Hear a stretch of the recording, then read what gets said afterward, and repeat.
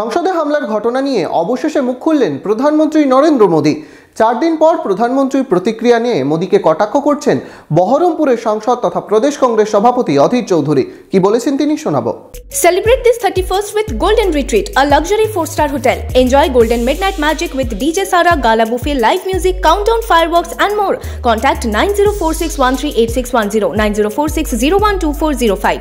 ভারতবর্ষের প্রধানমন্ত্রী উত্তর মেরু থেকে দক্ষিণ মেরু পৃথিবীর যেখানে যা যা ঘটে তুরন্ত তার টুইটার হ্যান্ডেল সক্রিয় হয়ে যায়, তার মুখে নানা রকমের বাণী আমরা শুনতে পাই। কিন্তু ভারতবর্ষের পার্লামেন্ট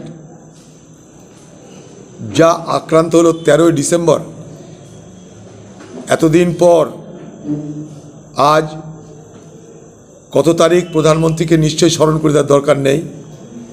17 তারিখ, এতদিন পর তার মনে হলো এবার কিছু বলা দরকার।